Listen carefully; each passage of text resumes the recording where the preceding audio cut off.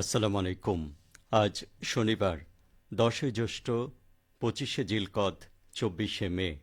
বাংলাদেশ বেতার রাজশাহী। স্থানীয় সংবাদ পড়ছি আব্দুর রকন মাসুম। বিএনপির স্থায়ী কমিটির সদস্য নজরুল ইসলাম খান বলেছেন, গত ১৫ বছরে দেশের সকল স্তর ভেঙে ফেলা হয়েছিল। এসব স্তর মেরামতের জন্য ৩১ দফা ঘোষণা করা হয়েছে। সবার সহযোগিতা ছাড়া এটা বাস্তবায়ন করা সম্ভব নয়। তরুণ সমাজের ভাবনা অধিকার নিয়ে বগুড়ায় কৃষি উন্নয়ন, পরিবেশ রক্ষা ও নাগরিক সমস্যা নিয়ে তারুণ্যের ভাবনা শীর্ষক সেমিনারে বিএনপির জাতীয় স্থায়ী কমিটির সদস্য নজরুল ইসলাম খান একথা বলেছেন। শহরের একটি চাইনিজ হোটেলের মিলনায়তনে গতকাল অনুষ্ঠিত সেমিনারে তিনি আরও বলেন, সবাই মিলে সবার স্বার্থে সকলের জন্য দেশ গড়ে তুলতে হবে। মাটির প্রদীপের মতো জ্বললে কিছুটা হলেও অন্ধকার দূর করতে হবে। বিএনপির ভারপ্রাপ্ত চেয়ারম্যান তারেক রহমানের নির্দেশে রংপুর ও রাজশাহী বিভাগের এই সেমিনারে অন্যান্য নেতাকর্মীরা আলোচনা করেন। নাটোরে গ্রাম আদালতের কার্যক্রম জনপ্রিয় হয়ে উঠছে। ফেব্রুয়ারি ২০২৪ থেকে এপ্রিল ২০২৫ পর্যন্ত জেলার ৪৯টি গ্রাম আদালতে দায়েরকৃত ২,০৬৫টি মামলার মধ্যে ১,৬৯১টি মামলার নিষ্পত্তি করা হয়েছে। মামলা নিষ্পত্তির হার ৮২%। গ্রাম আদালতের মাধ্যমে ৩,৮১,৩৯,০০০ টাকা ক্ষতিপূরণ আদায় করে দেয়া হয়েছে। স্থানীয় সরকার বিভাগের উপপরিচালক আসমা খাতুন জানান, গ্রাম আদালত আইন ২০০৬ অনুযায়ী অনধিক ৩ লক্ষ টাকা মূল্যমানের ফৌজদারি ও দেওয়ানি বিরোধ নিষ্পত্তি করতে ইউনিয়ন পর্যায়ে গ্রাম আদালত কাজ করছে। গ্রাম আদালতে আইনজীবী নিয়োগ করতে হয় না। মাত্র ১০ থেকে ২০ টাকা ফি প্রদান করে গ্রাম আদালতের মাধ্যমে অল্প সময়ে অল্প খরচে সঠিক বিচার পাওয়া সম্ভব। বগুড়ায় ট্রাক সিএনজি অটোরিকশার মুখোমুখি সংঘর্ষে একজন নিহত হয়েছেন। এতে আহত হয়েছেন অন্তত ৪ জন।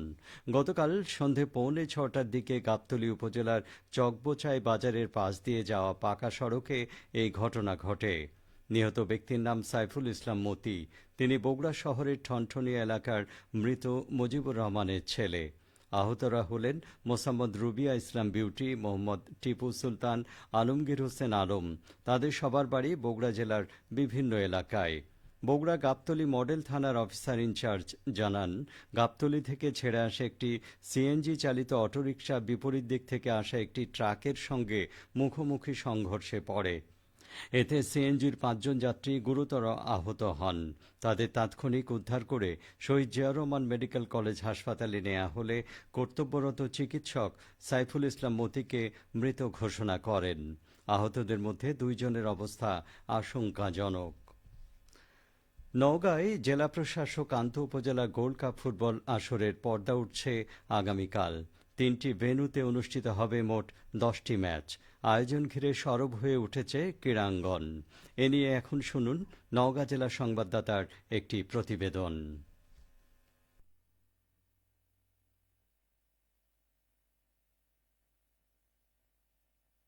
এক যুগ পর মাঠে বল গড়াচ্ছে জেলা ফুটবলের বড় আসর, তাই উৎসাহ উদ্দীপনায় কমতি নেই। প্রতিদিনই চলছে ঘাম ঝরানোর অনুশীলন। এবার নিজেদের মধ্যেই লড়াই। উপজেলা দলের হয়ে শক্তি ছড়াবেন জেলার সেরা ফুটবলাররা। জুনিয়র সিনিয়র যারা আছে সবাই খুবই আনন্দিত। ফুটবলের যেগুলো কলাকৌশল সেগুলো আমরা আয়ত্ত করতেছি। এটা অত্যন্ত খুশির খবর। প্রত্যেকটা উপজেলার প্লেয়াররা সবাই প্র্যাকটিস করতেছে। শুধু থানা না, আপনার ইউনিয়ন থেকে ওয়ার্ড পর্যন্ত মনে করেন এই খেলা জাগরণ সৃষ্টি হয়ে গেছে অলরেডি। খেলা আমরা যেন ফাইনালে যেতে পারি সেই অনুযায়ী আমরা নিজেকে প্রস্তুত করে নিচ্ছি আর কি। জেলা স্টেডিয়াম মাঠে 5টি, মহাদেবপুর ও বদলগাছি মিনি স্টেডিয়াম মাঠে অনুষ্ঠিত হবে 5টি ম্যাচ। সোনালী অতীত ফেরানোর স্বপ্ন পূরণে ডিসি কাপের পরই আন্তঃজেলা টুর্নামেন্ট। আর তাই শক্তিশালী টিম গড়তে চান জাতীয় ফুটবল দলের সাবেক স্ট্রাইকার এনামুল হক। সোনালী অতীত যারা আমাদের নওগাঁকে একসময় লেজেন্ডারি, তারা যেন আমাদেরকে 30 থেকে 40 জন প্লেয়ার আমাদেরকে বাছাই করে দেয়। দেন তখন আমরা 1 মাস হোক 2 মাসের জন্য আমরা একটা নওগাঁ জেলাতে একটা কন্ডিশন ক্যাম্পিং করাবো এবং একটা জেলা টিম গঠন করব। তারপরে আমরা জেলা পর্যায়ে, ডিস্ট্রিক্ট পর্যায়ে খেলাটা আমরা দিব। মাঠের প্রস্তুতি সম্পন্ন করেছেন আয়োজকরা। আসরের সবগুলো ম্যাচেই উন্মুক্ত রাখা হবে দর্শক গ্যালারি। শফিক ছোটন, নওগাঁ জেলা সংবাদদাতা, বাংলাদেশ বেতার, রাজশাহী। এদিকে বগুড়া স্পোর্টস রিপোর্টার্স অ্যাসোসিয়েশনের আয়োজনে অনুষ্ঠিতব্য মিডিয়া কাপ টি10 ক্রিকেট টুর্নামেন্টের ট্রফি ও জার্সি উন্মোচন করা হয়েছে। গতকাল বগুড়া প্রেস ক্লাব মিলনায়তনে আয়োজিত এক অনুষ্ঠানে প্রধান অতিথি ছিলেন প্রেস ক্লাবের আহ্বায়ক ওয়াসিকুর রহমান বেচান। সংগঠনের সভাপতি মোস্তফা মোঘলের সভাপতিত্বে অনুষ্ঠানে বক্তব্য রাখেন বাংলাদেশ ফেডারেল সাংবাদিক ইউনিয়নের বিএফইউজের নির্বাহী সদস্য মির্জা সেলিম রেজা, সাংবাদিক ইউনিয়ন বগুড়ার সভাপতি গণেশ দাস এবং বগুড়া স্পোর্টস রিপোর্টার্স অ্যাসোসিয়েশনের প্রতিষ্ঠাতা সভাপতি রাহাত রিটু। মিডিয়া কাপ ক্রিকেট টুর্নামেন্টের উদ্বোধন হবে আগামীকাল সকাল 9:30 শহীদ চান্দু স্টেডিয়ামে। উদ্বোধন করবেন বগুড়া পৌরসভার প্রশাসক মাসুম আলী বেগ। 6টি দল নিয়ে আয়োজিত টুর্নামেন্টে অংশ নিচ্ছেন শতাধিক মিডিয়া কর্মী। ফাইনাল খেলা অনুষ্ঠিত হবে 27 মে সকাল 10টায়। পুরস্কার বিতরণ করবেন বগুড়া জেলা প্রশাসক হোসনা আফরোজা এবং পুলিশ সুপার জেদান আল মুসা। সবশেষে আবহাওয়া। আজ সকাল 6টায় রাজশাহীতে তাপমাত্রা ছিল 26 ডিগ্রি সেলসিয়াস। সে সময় বাতাসে আর্দ্রতার পরিমাণ ছিল 99%। রাজশাহী ও পার্শ্ববর্তী এলাকায় আজ সূর্যোদয় হয়েছে ভোর 5:17, সূর্যাস্ত সন্ধ্যে 6:46। সংবাদ শেষ হলো। আমাদের পরবর্তী স্থানীয় সংবাদ দুপুর 12:10।